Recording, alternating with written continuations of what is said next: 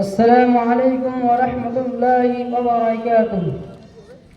الحمد للہ رب العالمین والصلاة والسلام على اشرف الانبیاء والمرسلین نبینا محمد وعلى آلہ وصحبہ اجمعین، اما بعد فاعوذ باللہ من الشیطان الرجیم، بسم اللہ الرحمن الرحیم۔ أولئك الذين امتحن الله قلوبهم للتقوى لهم مغفرة وأجر عظيم۔ وقال النبي صلى الله عليه وسلم لا تسبوا أصحابي فلو أن أحدكم أنفق مثل أحد ذهبا ما بلغ مد أحدهم ولا نصيفه۔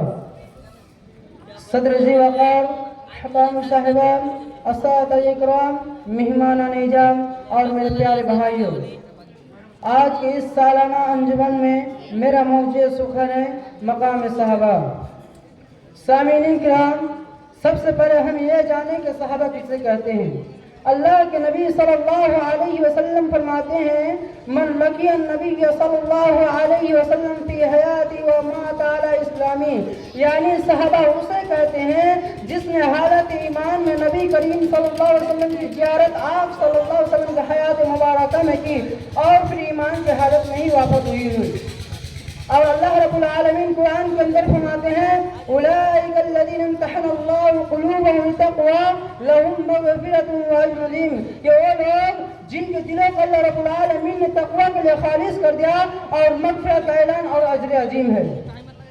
اور اللہ رب العالمین نے صحابہ کے بارے میں قرآن کے اندر جگہ جگہ تعریف بیان فرمائی۔ کہیں فرمایا اولئک هم المفلحون، یہی لوگ فلاح و نجات پانے والے ہیں۔ کہیں فرمایا اولئک هم الراشدون، یہی لوگ راہ یافتہ ہیں۔ کہیں فرمایا اولئک هم الصادقون، یہی سچے اور راستہ ہیں۔ کہیں فرمایا اولئک هم الفائزون، یہی لوگ مراد پانے والے ہیں۔ اور اللہ کے نبی صلی اللہ علیہ وسلم فرماتے ہیں لا تسبوا اصحابی فلو ان احدکم انفق مثل احد ذهبا ما بلغ مد احدهم ولا نصیفه۔ خبردار میرے صحابہ کو گالی مت دو، اگر تم میں سے کوئی شخص احد پہاڑ کے برابر بھی اللہ کی راہ میں سونا خرچ کر ڈالے تو صحابہ اکرام کے ایک مد کے برابر بھی نہیں ہو سکتے اور ان کے آدھے مد کے برابر ہو سکتے۔ میرے پیارے بھائیوں، صحابہ اکرام واجب الاحترام ہے، ان کا تذکرہ اچھائی کے ساتھ کرنا ہمارے اوپر لازم ہے۔ اے وہ صحابہ ہے جنہوں نے دین اسلام کے لیے اپنی زندگی وقف کر دی۔ اے وہ صحابہ ہے جنہوں نے ہمیشہ دنیا پر آخرات کو ترجیح دی۔ اے وہ صحابہ ہے جن کی نعش کو فرشتوں نے غسل دیا۔ اے وہ صحابہ ہے جو موت سے نہیں بلکہ موت ان سے ڈرتی تھی۔ اے وہ صحابہ ہے جن کو سمندروں نے راستہ دیا۔ لیکن آج معاشرے میں کہیں حضرت ابوبکر رضی اللہ تعالیٰ عنہ اور حضرت عمر رضی اللہ تعالیٰ عنہ کی عزت کو داغدار کیا جا رہا ہے اور عثمان رضی اللہ تعالیٰ عنہ اور علی رضی اللہ تعالیٰ عنہ کے شان پر دھبا لگایا جا رہا ہے۔ یہ وہ صحابہ جن کو اللہ رب العالمین نے دنیا میں جنت کی بشارت دی اور ایسے صحابہ کے بارے میں ایسے غلط الفاظ استعمال کیے جا رہے ہیں۔ میں پوچھنا چاہتا ہوں برائی کرنے والوں سے کہ عرب کے تپتے ہوئے صحراؤں اور چلچلاتی دھوپ میں ظلم و ستم کس نے برداشت کی؟ اسلام کے خاطر کس نے قربانی دی؟ جنگوں میں کس نے گرد نہیں کٹائے؟ اسلام کو کس نے پروان چڑھایا؟ اپنے صدقات کا پرچم کس نے لگایا؟ میرے دوست اور ساتھیوں، یہ سب کارنامے صحابہ اکرام نے انجام دیے اور ایسے حیرت کارنامے انجام دیے جن کو تاریخ کبھی فراموش نہیں کر سکتی۔ صرف یہی نہیں، اللہ رب العالمین قرآن پاک کے اندر فرماتے ہیں فَإِنْ آمَنُوا بِمِثْلِ مَا آمَنْتُمْ بِهِ فَقَدِ اهْتَدَوْا، تم میرے صحابہ کی طرح ایمان لاؤ تبھی تم ہدایت پاؤ گے، تبھی تم نجات پاؤ گے۔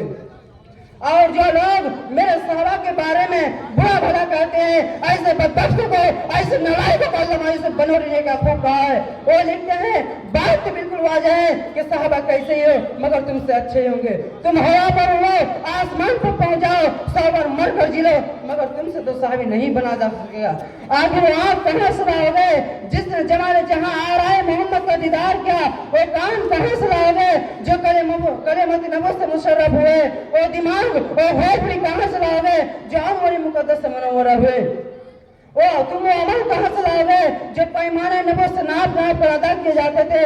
تم وہ اخلاق کہاں سے لاؤ گے جو آئینہ محمد سامنے رکھ کر سنوارے جاتے تھے؟ تم وہ نماز کہاں سے لاؤ گے جس کے امام نبیوں کے امام تھے؟